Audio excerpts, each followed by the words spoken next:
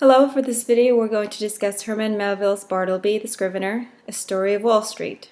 This is our first metaphysical author that we are going to be wrangling with, and so this particular work is pretty bizarre to read, right? It's very hard to figure out what exactly the point is of the whole thing, and so I think we need to approach this in a way that is methodical. And so first, let's discuss what exactly the story is about. So Bartleby the Scrivener was written by Melville in 1853 and was first published in Putnam's Magazine in the November-December issue of that year. So the plot roughly involves one man's difficulty, right, the employer, in dealing with his employee's peculiar form of passive resistance, right, that famous phrase, I prefer not to. He just doesn't want to. So even though his employer's orders are considered to be, quote, a little reasonable.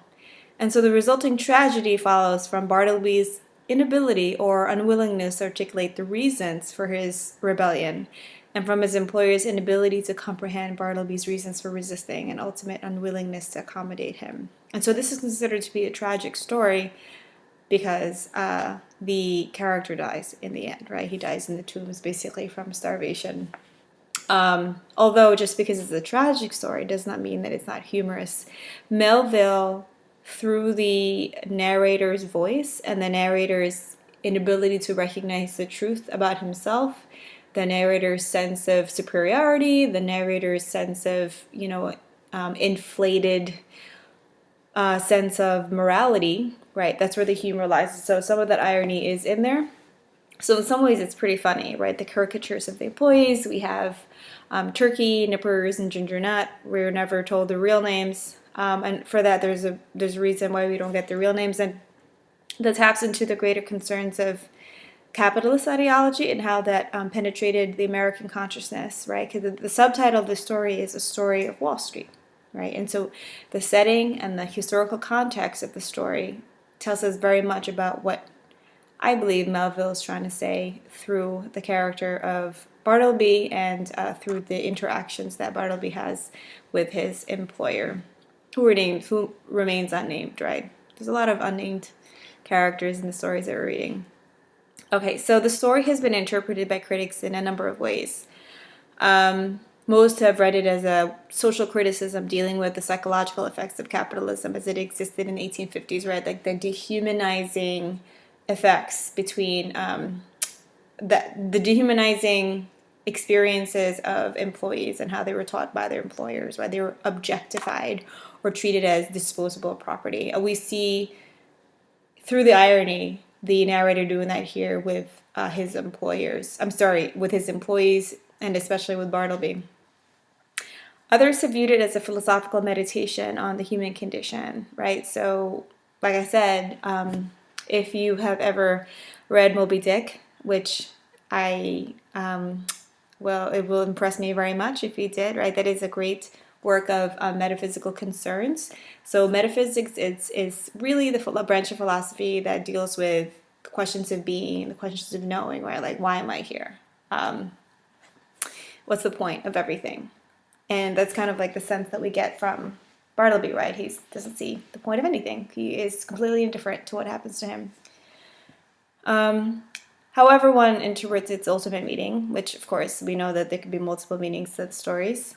The story provides an exploration into such universal issues of the human experience as alienation. Bartleby feels alienated. Passivity.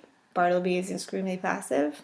Nonconformity. He does not conform to standard modes of conduct for an employee.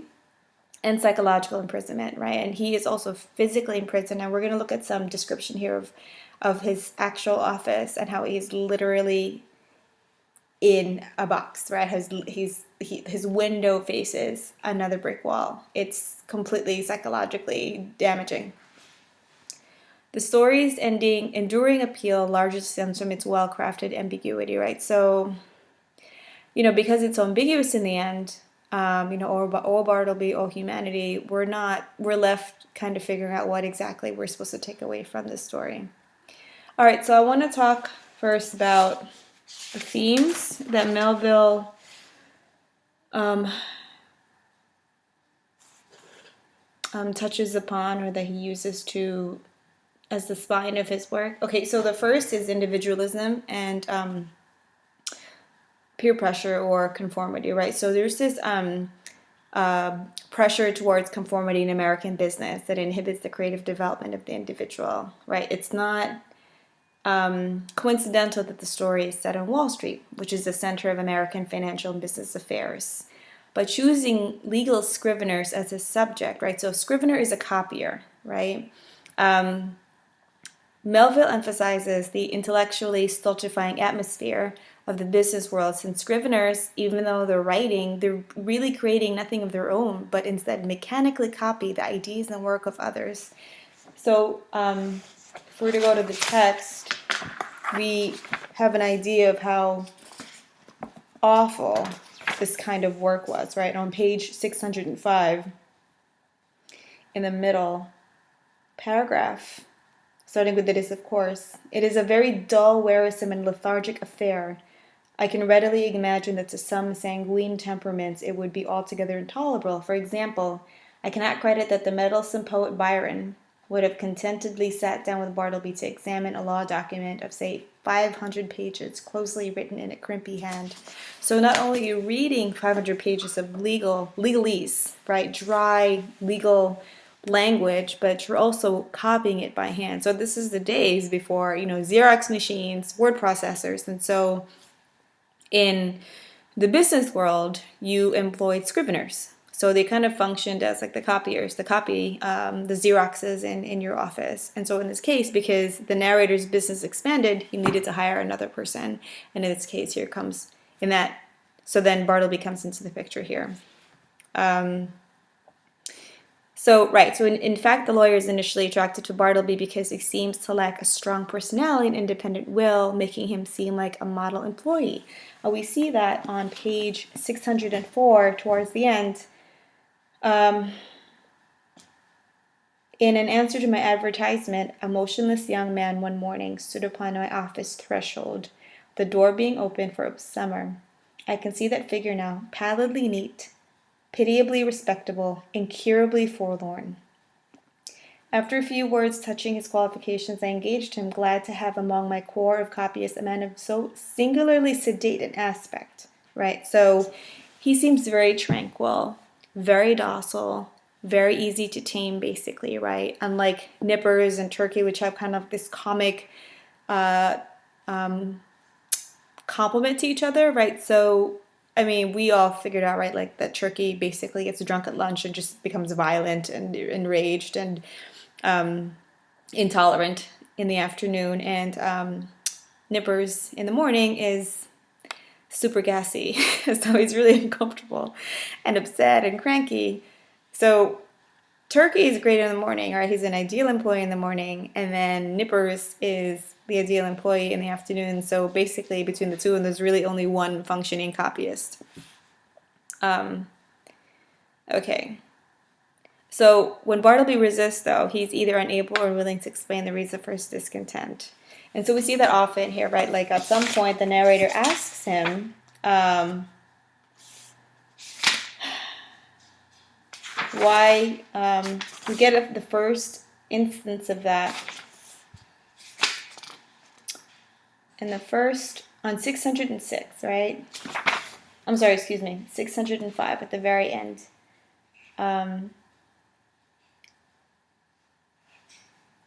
Imagine my surprise, nay, my consternation, so confusion, when without moving from his privacy, Bartleby in a singularly mild, firm voice replied, I would prefer not to, right?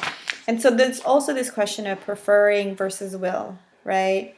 Willing. So it's like, what's the difference between saying, I prefer not to, I will not, right? And so because Bartleby couches his phrase with preference rather than willing, that makes it very difficult for the narrator to kind of figure him out. Okay. Let's see. Perhaps Bartleby's ability to think independently has been so damaged that he does not even have the words to express his own vague desires. And so we get that at the end, right?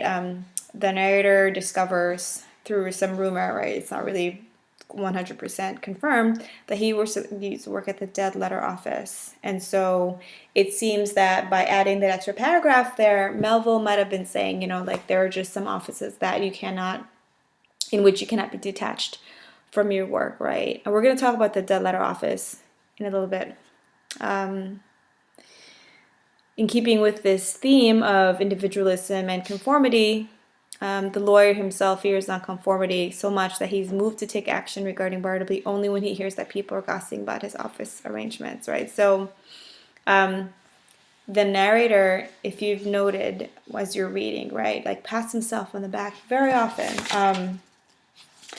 On page 608, he says, at the middle, which is kind of like we follow his process, his mental processing here.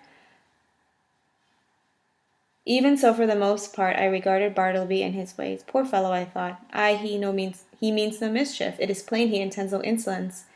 His aspect sufficiently evinces that his eccentricities are involuntary. Or so he's saying he can't help it. Maybe there's some kind of like personality thing going on that he can't help. He's useful to me. I can get along with him. If I turn him away, the chances are he will fall in with some less indulgent employer, and then he will be rudely treated and perhaps driven forth miserably to starve. Yes, here I can cheaply purchase a delicious self-approval. To prevent Bartleby, to humor him in his strange wilfulness, will cost me little or nothing, while I lay up in my soul what will eventually prove a sweet morsel for my conscience. So if you notice here, he's kind of like speaking almost in like business transaction terms, right? Will cost me little or nothing. And so he's kind of saying, well, if I just kind of deal with his peculiarities, like I deal with turkeys and like I deal with nippers, but he's still useful to me, it's not that big a deal. So through close reading, we can see that, but also at the same time, he feels as if he's, the most charitable person. And we see this repeated again on page 613 at the bottom. Mortified as I was at his behavior and resolved as I had been to dismiss him when I entered my office, nevertheless, I strangely felt something superstitious knocking at my heart and forbidding me to carry out my purpose, and denouncing me for a villain if I dared to breathe one bitter word against this forlornness of mankind. Right, so he feels an impulse to act more cruelly towards Bartleby, but he's saying that, he doesn't want to be the villain, that he feels so sad for him. And it's stated in the text that that's part of the problem, that if he had been more, on page 606, had there been the least uneasiness, anger, impatience, or impertinence in his manner, in other words, had there been anything ordinarily human about him, doubtless I should have violently dismissed him from the premises, right? So he's not, and this is an instance of when the narrator dehumanizes Bartleby, right? He's saying that if he had reacted in a way that seemed human, right, to him, this seems like a very alien response to just say, I prefer not to. But because he is responding in a way that is not familiar to him, i.e. not human, he doesn't know what to do with it. Okay, the next theme is freedom and imprisonment. So related to the theme of individualism in the story is the issue of freedom. Walls are so pervasive in the story, right? So first of all, it's located on Wall Street.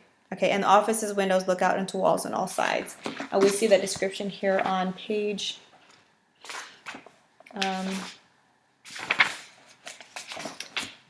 first on page 601, the first long paragraph there. The view from the other end of my chambers offered at least a contrast, if nothing more. In that direction, my windows commanded an unobstructed view of a lofty brick wall, black by age and everlasting shade, which will require no spyglass to bring out its lurking beauties, but for the benefit of all nearsighted spectators, was pushed up to within 10 feet of my window panes. Owing to the great height of the surrounding buildings and my chambers being on the second floor, the interval between this wall and mine not a little resembled a huge square cistern, or like a tank. So they kind of feel like as if they're in a bowl, right? They get virtually no sunlight or no direct sunlight because the other buildings are like taller than the building that he's in, and is also on the second floor and is facing a wall. It's almost like there was no reason or even any purpose to having a window.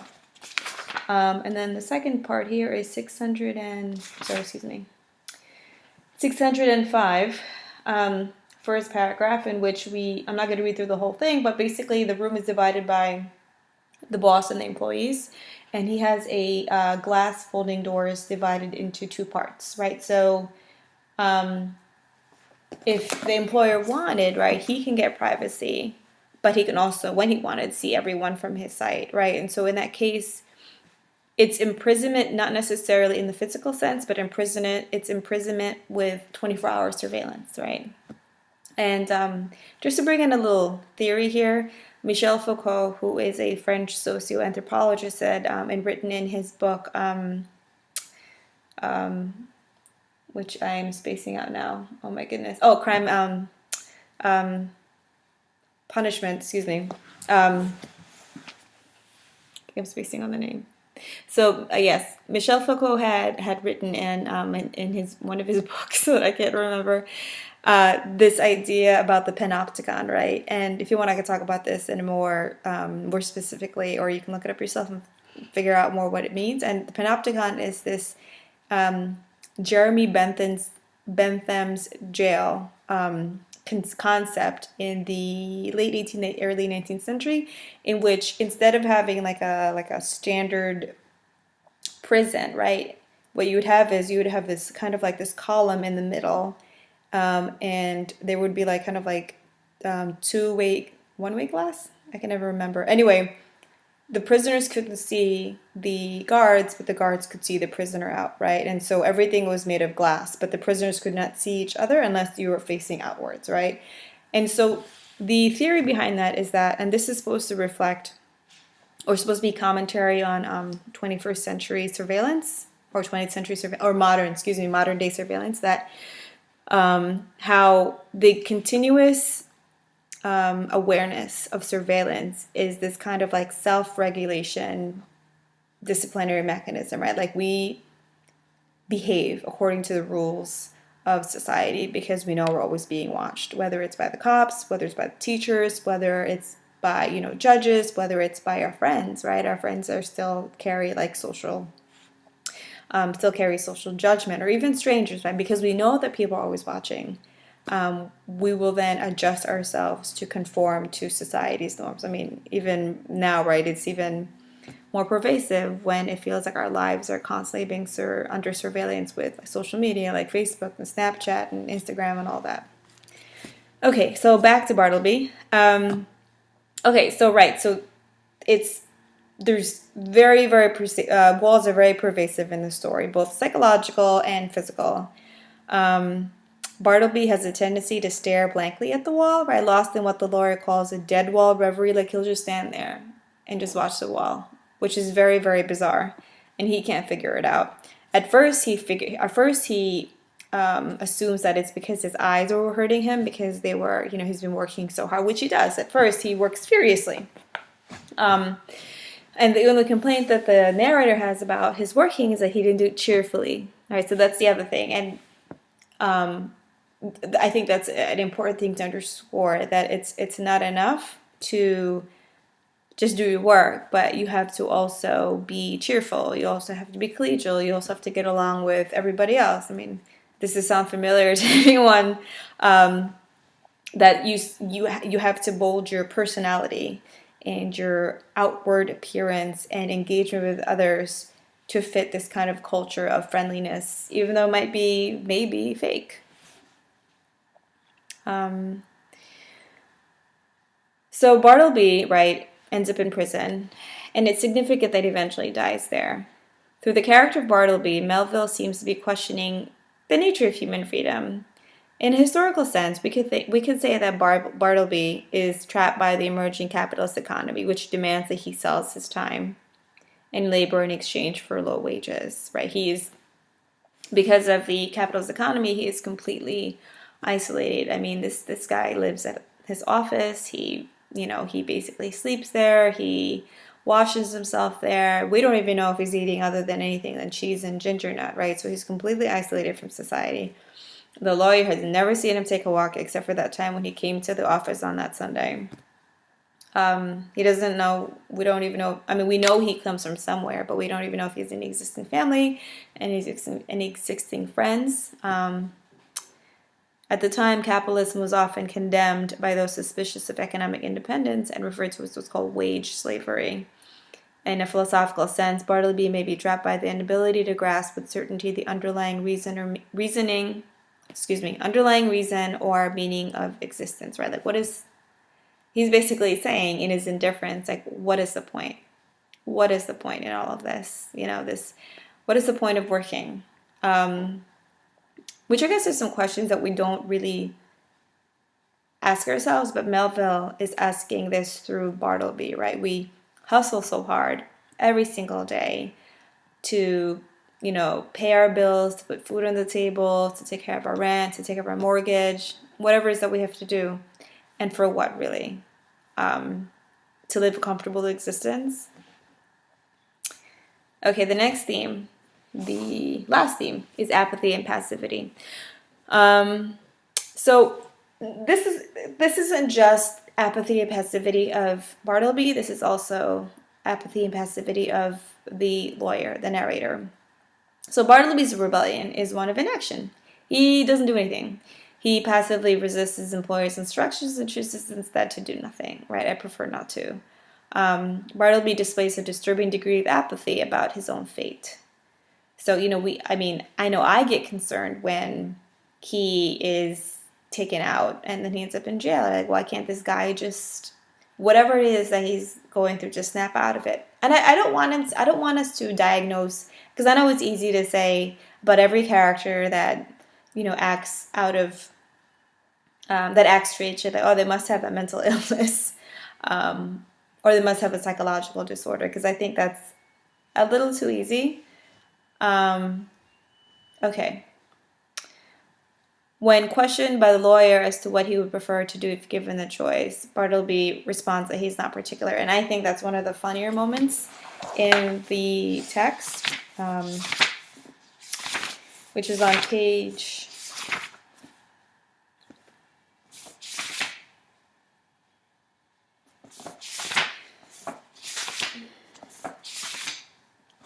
622. So, the narrator is trying to help him, the lawyer is trying to help him, try to figure something else out. Like, obviously, the scrivener life is not for him. Maybe there's something else he'd want to do, right? Let's see. Would you like to re-engage in copying for someone? No, I will prefer not to make any change. Would you like a clerkship in a dry goods store? Basically, working as a cashier. There's too much confinement about that. And of course, it's ironic because he's living in confinement. No, I would not like a clerkship, but I'm not particular. So that happens throughout this whole passage. I am not particular, and that's part of the humor, is that he says no to everything, but he's saying it doesn't make a difference to me, right? But in a way, the irony makes sense because it doesn't make a difference at all, right? It doesn't make a difference, so why bother? It doesn't make a difference if he's working as a cashier. It doesn't make difference if he's working in a bartender's business. It doesn't matter. It doesn't matter. It's still the same hustle that he finds meaningless and pointless. And so that's where the irony really rests, which is great. Eventually, Bartleby's inaction leads to his own death by starvation, which seems to be less the result of self-hatred than of a most profound indifference toward his own life. And so this indifference of an apathy and passivity towards his job has then extended to his own existence, right? Like, there's really no point in any of this. The lawyer, in turn, finds himself unable to take decisive action regarding Bartleby's behavior, and he keeps procrastinating, right? In hopes that the problem will solve itself. He's like, oh, well, maybe I'll just deal with it. He's a strange guy. He has peculiarities, just like my other two employees, and I'll just live with it. Oh, maybe if I offer him another job, he'll go away. Or maybe if I go away for a while, he can deal with it. Or maybe if I move out. I mean, that was a drastic move, right? He literally left. Like he just left everything except for Bartleby. Um, the attitude may indicate a level of coldness to Bartleby's suffering, since the lawyer appears to be concerned primarily with Bartleby's performance at work. In their own way, both characters are seized by an overpowering apathy towards their fellow men that paralyzes them. And the point in which the narrator, the lawyer, really starts to care is when it gets in the way of his money, right? Page 621, 619, right? I believe that this wise and blessed frame of mind would have continued with me had it not been for the unsolicited and uncharitable remarks obtruded upon me by my professional friends who visited the rooms, right? So word is getting around, and his business depends on his character. And so if there's this like random weirdo hanging out in his office, it's not gonna look good. It's gonna turn down clients. I was made aware that all through the circle of my professional acquaintance, a whisper of wonder was running round, having reference to the strange creature I kept in my office. Again, dehumanizing, objectifying, right? Strange creature I kept in my office. So he's saying, right, that he's a good guy, that, you know, he wants to do right by Bartleby, but he's speaking about him like he's an animal. He's speaking about him like he's this kind of like unwanted pet. On page 621, which I think was the point in which before he asked Bartleby about his what he could be doing in the future, what else he could do. Fearful then of being exposed in the papers as one person present obscurely threatened, right? So not just now, the exposure isn't just to his close circle of friends and colleagues, but now to the city, right? And so like this is when it's going to hurt his bottom line, and we know that he cares about the bottom line, because on page 600 he says, third paragraph down, I am a man who from his youth upwards has been filled with a profound conviction that the easiest way of life is best, right? Is the best. He's not ambitious. He's a safe man. He admires John Jacob Astor, who is like the, I guess you like the Steve Jobs, Bill Gates of their time, like this just mega billionaire. Millionaire, not billionaire. He also said that the good old office, now extinct in the state of New York, of a mastery in chancery had been conferred upon me. It was not a very arduous office, but very pleasantly remunerative, right? So he makes money here by not doing so much work. And so that's what that says a lot about his character. And we're introduced to the narrator that way. Like he wants the easy way to do things. And sometimes the easy way to do things is just to ignore a problem until it solves itself. And in this case, someone else solves it for him, right? Someone else calls another landlord, ends up calling the cops, and Bartleby's taken away. And that is not on his conscience, right? Because he's like, I didn't call the cops. I'm not the one that did this, right? But in the end, when he visits the tombs, we can see that this weighs heavily on his conscience, right? That he feels as if he put Bartleby here. Okay, there's one more theme, excuse me. Class conflict. One of the primary tensions of the story involves a conflict of interest between the lawyer and his three scriveners. As an employer and the holder of a distinguished legal position, the lawyer inhabits a very different social world from the scriveners. Since the story is told through his eyes, part of the irony in the text stems from the lawyer's inadvertent revelation of his class prejudices through his narration. So he finds himself, and through irony, right, through euphemisms, like indirect storytelling, like he feels he's better than these guys. For example, let's begin with the fact that he doesn't call his employees by their real names. They're presented as caricatures, and he ignores their problems. So we know that Turkey is an alcoholic. Every single day at lunch, he gets sloshed. He comes back. red to the face. And even though the lawyer had suggested that Turkey just take a half a day because he's getting old, Turkey insists that he wants to keep working, and the narrator is kind of like passive, like, all right, fine, whatever. Also, at the page 603, he tells of one point that he tried to give Turkey a coat because Turkey's coat was looking shabby, and then Turkey refused it, right? And he's saying, well, I did what I need to do. But the thing, though, is that, like, he's missing the point, right? If he's really complaining about Turkey's shabby appearance, then giving a coat isn't going to solve the problem. The problem is the fact that he's not paying Turkey enough money. Like, he needs to give him a rate so he can afford a coat. He keeps employees around for the benefit and valued for their labor and appearance, right? So he likes keeping nippers around, even though he is being chased by creditors, because he looks good, right? He makes the office look good. He's a good-looking man. He's always well-dressed, and he likes Turkey because he's English. And being English adds a certain amount of prestige. Sorry, having an English person with the accent and everything, I guess, adds a certain amount of prestige to your office. Okay. Style and setting. So the setting of Bartleby the Scrivener is a crucial element in the story because it underscores Melville's concern about the effects of capitalism in American society. Significantly, the story is set on Wall Street, New York City, which had become the center of American financial and business life by the 1850s. The values of Wall Street are central to the story. So I had mentioned before, right, that the lawyer had this reverence for the late John Jacob Astor, regarded as the most successful businessman of his time. And I had said also that the lawyer reflects values of Wall Street and his concern over such relatively superficial aspects of his employees as their appearance and their dress. The work-oriented atmosphere of the office lacks friendliness and a sense of community.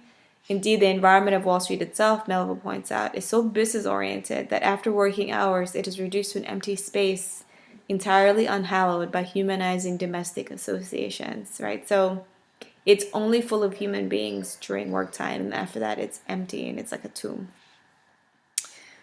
Point of view. So we need to be careful with our narrator, right? In many ways, the story is more about the narrator than it is really about Bartleby. The lawyer is unreliable because the reader cannot always trust his interpretation of events, right? The lawyer himself admits that he's a man of assumptions, and his prejudices often prevent him from offering an accurate view of the situation. The story is full of ironic scenes, right? And I had mentioned about his conversation with Bartleby about his next career, how he speaks of himself and his charity, how he all but mentions that Turkey is basically a drunk, right?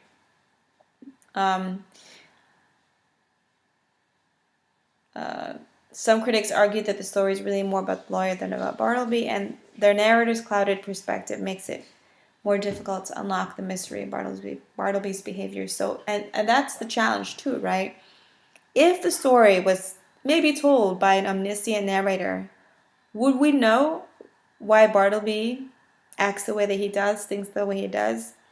Is it because we are seeing it through a biased first-person perspective, right? Someone who lords himself above Bartleby's social class, that colors and distorts the events of the story. All right, so there's two particularly important symbols in the story. We already said, right, the walls. But let's talk about the dead letters.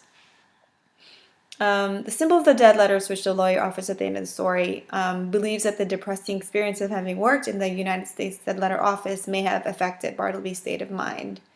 And so the dead letters, which are literally, they're dead, like they went to nowhere, the person isn't there anymore. And I just want to read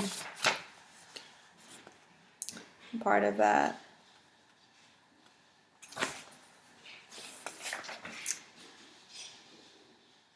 Dead letters, I'm sorry, 625. Dead letters, does it not sound like dead men?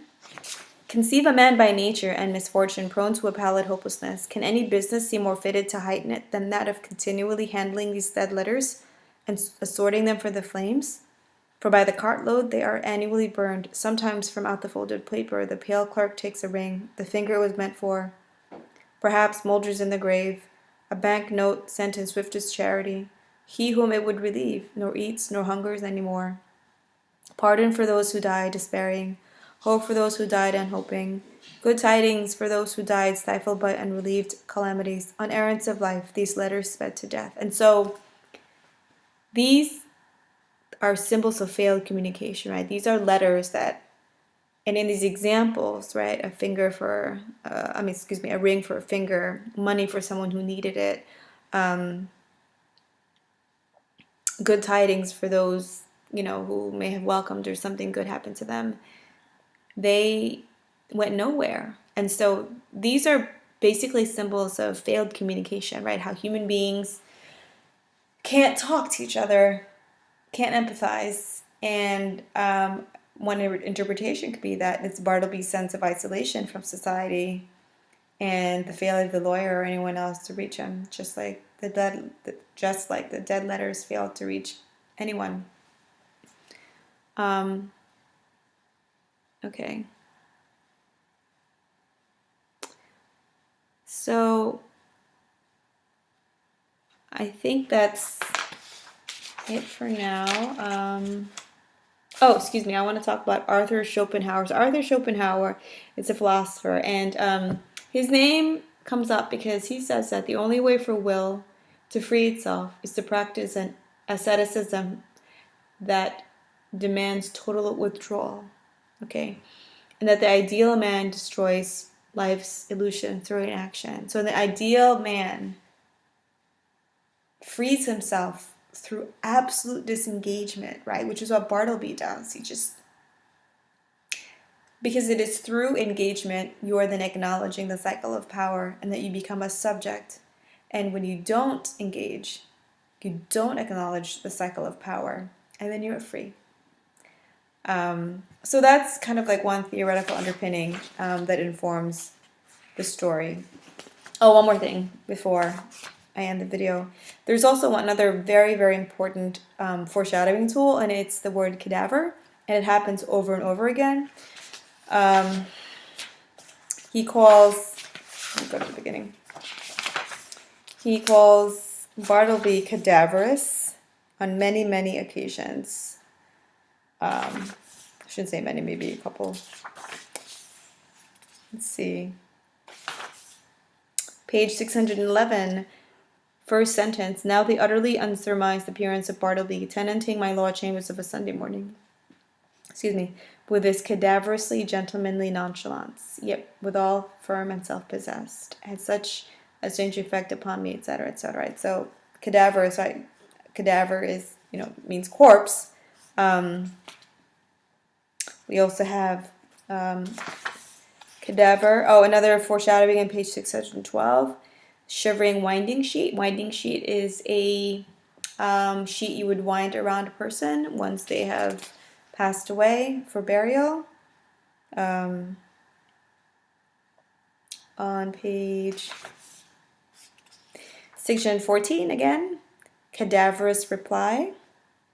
So Melville leaves little clues of what's to happen, in the end. And so for your quiz today, we're going to continue our conversations on setting. And I want you to flesh out and kind of think about how one's physical circumstances can affect one's psychological being, right? So in this case, how does being a scrivener, a copyist, working in a stifling, oppressive, my dog is whining if you can't hear him, environment play a role in one's mental state? And so I will see you guys when I see you, and I look forward to seeing your answers.